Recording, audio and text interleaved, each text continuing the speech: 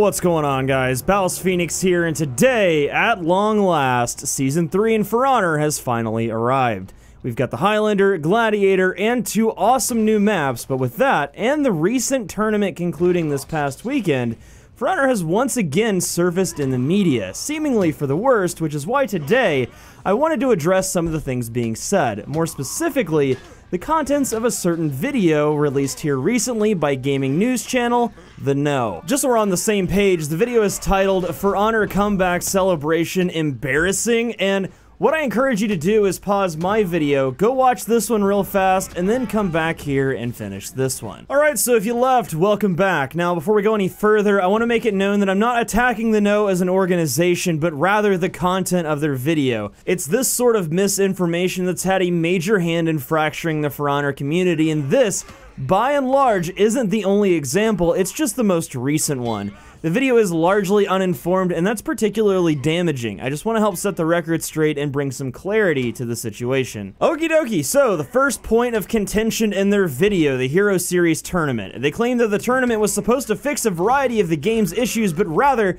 For Honor ended up ultimately shooting itself in the foot by making various issues very public. So firstly, and this seems a little nitpicky, but claiming that a tournament would fix the game's issues just doesn't really make any sense. Fixing the game's issues would fix the game's issues, right? Not hosting a tournament that showcases them. The real purpose of the tournament was to showcase the new heroes and maps for Season 3. Now, the one thing I will agree with is, yes, the tournament was an absolute shit show.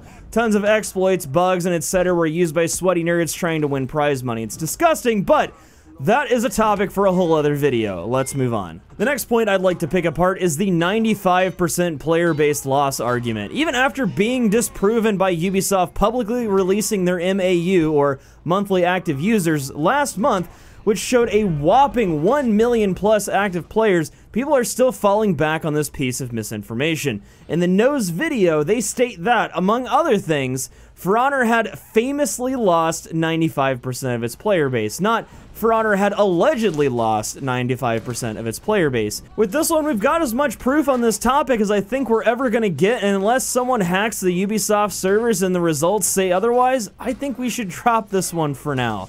But after that, they go on to talk more about the tournament and make sure to reiterate what a giant mess the game is. The Raider Stampede charge, unlock tech from various characters, and all the other bugs affecting the game right now made an honorable mention in their video. But what they failed to research, though, is that a large amount, if not all of the unlocked tech that they're talking about, literally got fixed today with the release of Season 3.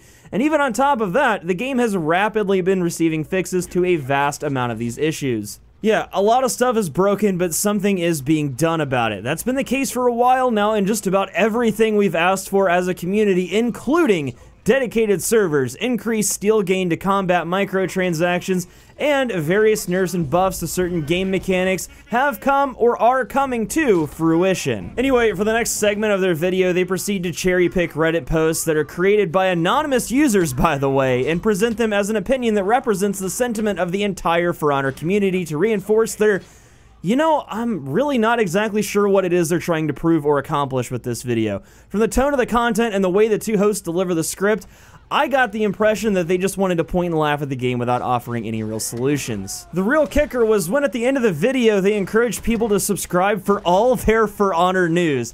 This really pissed me off. These people don't play this game. They capitalize on whatever the current trend is and run with it. If PC Gamer writes an article about For Honor shitting the bed, they'll jump on it. Everyone did it with No Man's Sky, and now people are doing it with For Honor. It's the cool thing to do right now, and I've said this before.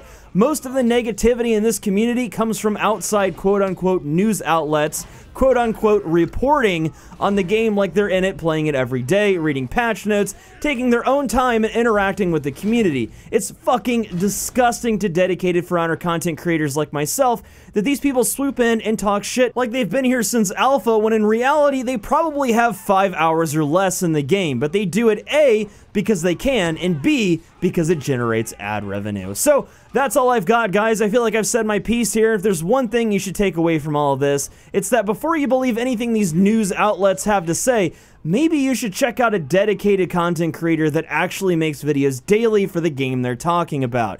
That goes for anything, not just for Honor. But anyway, if you enjoyed this video, don't forget to support it with a like, and if you haven't already, get subscribed to someone like myself who actually follows this game closely and fucking plays it every day. We gotta do our part to fight this retarded misinformation, but until next time, I'm BouseFeenux. I'll see you at the next one, and as always, thank you so much for watching.